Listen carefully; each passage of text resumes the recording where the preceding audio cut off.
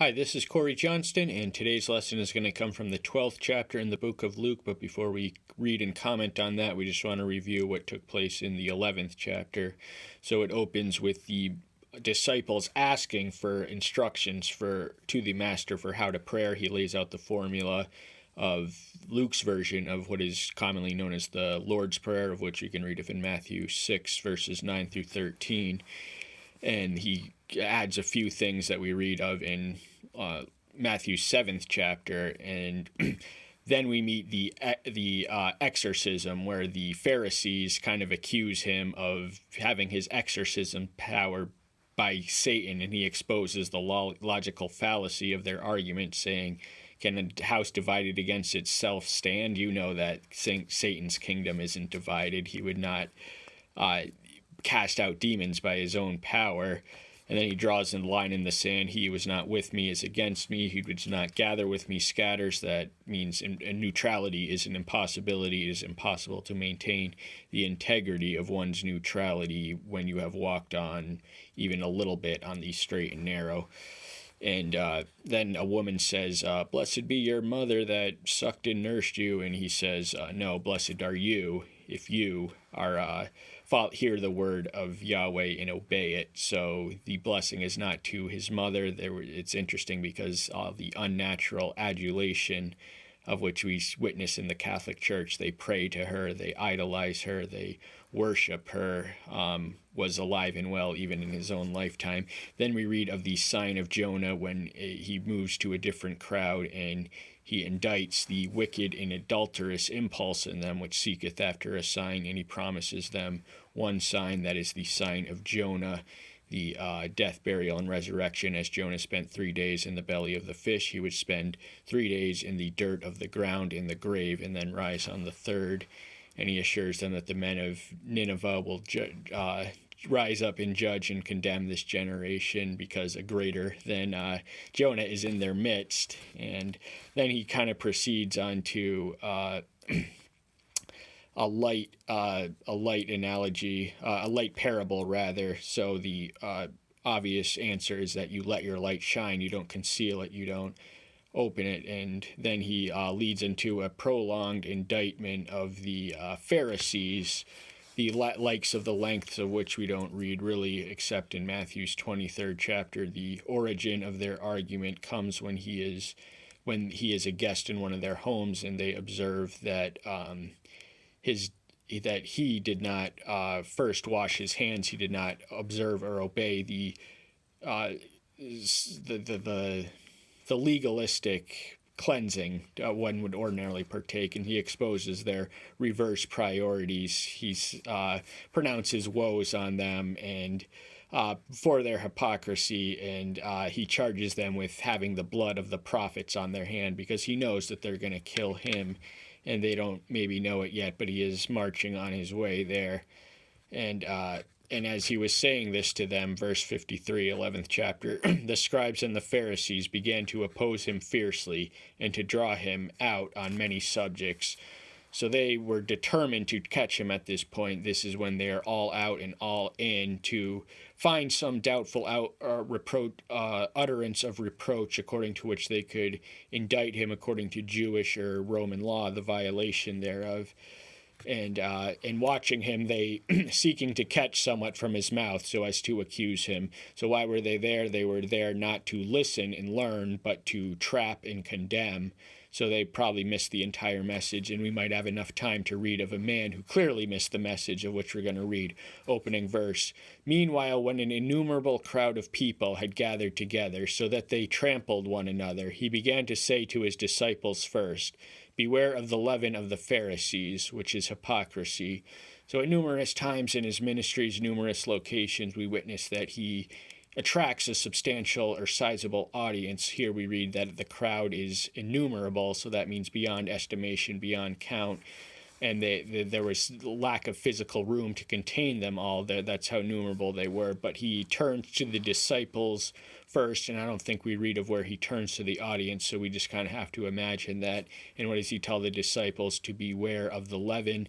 That would have been likened in the Jewish mind with sin. Paul does it elsewhere, and the idea being that from a little nucleus, the leaven quickly spreads out. So a little sin. And Pharisees, which is hypocrisy, and something I probably should have said before this, we're going to be talking about hypocrisy, and every single Christian is a hypocrite. And what is the one thing our detractors like to call us most? Hypocrites. But we have to embrace that term, because when we take on the name of the Messiah, we embrace and embody and announce the highest principles of which we ourselves cannot observe. A Christian is not one who can honor the law. It's one who's humble enough to know that he needs salvation and he is a sinner. So we should not, we shouldn't advertise or go out of our ways to be hypocrites, but we shouldn't give them obvious occasion to diminish ourselves as individuals and as a collective community. But we shouldn't shy away from the term hypocrite. Whenever someone calls me a hypocrite, I tell them I'm a Christian because I'm a hypocrite, not in spite of. And the answer is what I earlier explained, that a Christian is anyone who is humble enough to recognize that they are a sinner and cannot save themselves. And whatever is concealed shall be revealed, and whatever is hidden shall be known. So there's going to be no secret that can outlast this life. Everything you've ever done in secret, and everything you've hidden or swept under the rug, every sin, every idle word will come back to haunt you at the day of the judgment. This is the second time we read a similar sentiment in Luke's account. He earlier says much the same thing in Luke 8:17. But what he's talking about here is, in all likelihood, not revelation, but sin, because the leaven of Pharisees, which is hypocrisy, sin. When we sin as Christians, we become hypocrites, and that's something we want to keep to a bare minimum. Of course, we're going to sin and stumble. We all do, but we don't want to give the world an excuse to belittle the namesake of our religion because we misrepresented him while we were publicly embodying him. So whatever you have said in the dark shall be heard in the light, and whatever you have spoken in the ear in inner rooms shall be proclaimed on the housetops. So everything you've ever said, every secret you've ever whispered, everything will be announced, broadcast, daylight, in full volume and within inescapable attention. So what does this mean for us? Well, in Matthew 12:37, we learned that we will be condemned for every idle word we speak. So we have to watch what we say, watch what we whisper, because I've heard said that the way to spot a hypocrite is to watch what they do when no one else is looking. So if we are similarly minded towards saying what we say when we think no one's listening, when we whisper something to someone else, we should bear in mind that our Heavenly Father hears everything we say and will try and judge us accordingly if he sees fit, and he will have mercy on whom he has mercy, and he will have judgment on whom he will judge. But I say to you, my friends, do not be afraid of those who kill the body, and after that are unable to do any more. So we might infer that he's addressing the collective, the crowd at this point, because my friends, he was addressing the disciples. They were his friends, but he could have been saying this to the crowd. Remember, in the first verse, he immediately turned to the disciples before addressing the wider audience, the collective. And he's telling them to not be afraid of man or beast that can kill the body, but the one who can save or destroy your soul for all eternity, that being the Almighty, the one in heaven, the one to whom we must answer, and the one to whom we witness, and the one in whose power and on his behalf we minister. But I will show you whom you should fear. Fear the one who, after killing, possesses authority to cast into Gehenna. Yes, I say to you, fear him. Gehenna would have been the Greek term for hell, but the idea is that the one is capitalized. That means it's the one, the Almighty, the omnipotent one, the transcendent one, who has the authority to judge all creation because he created it and he controls it and he owns it, and he gets to decide what to do with how his creative creatures have responded to the life that he has given. Everyone has to answer for the life they have live in to the one who gives them life. So even Satan himself, his life was given to him by Elohim and for a purpose which doesn't make sense to a lot of skeptics and naysayers and unbelievers.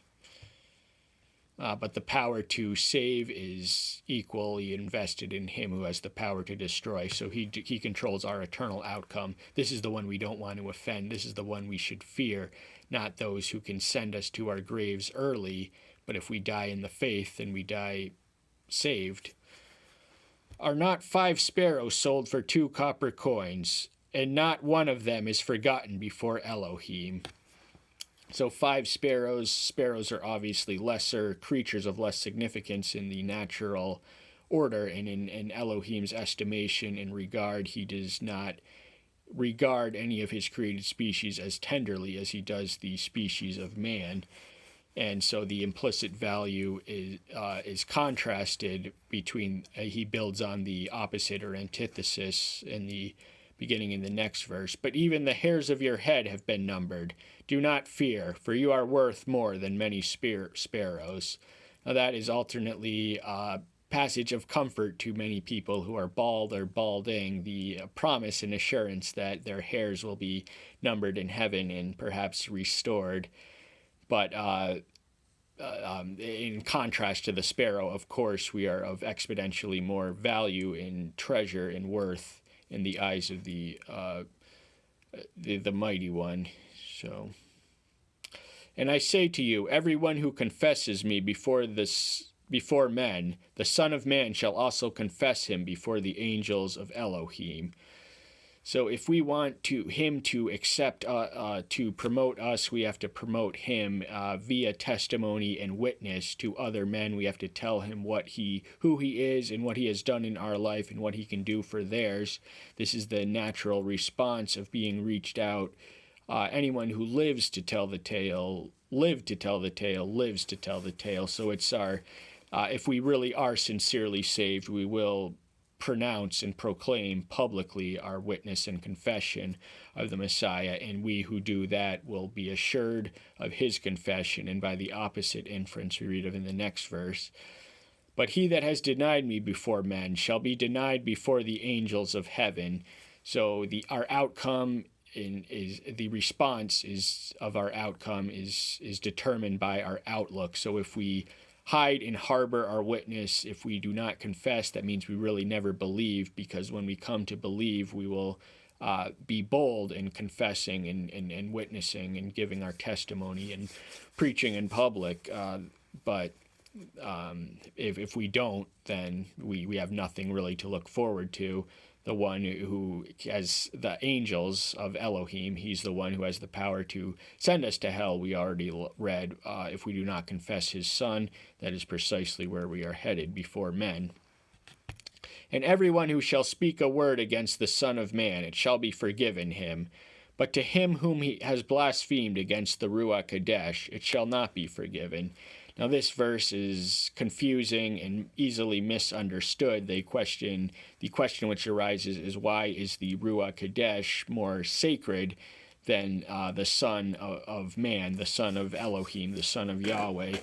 And the answer is that because he is the second manifestation of Yahweh's witness. So after this time, beginning in the books of Acts, the Ruach Kadesh would be the one present working through the apostles and the disciples who were in the company here.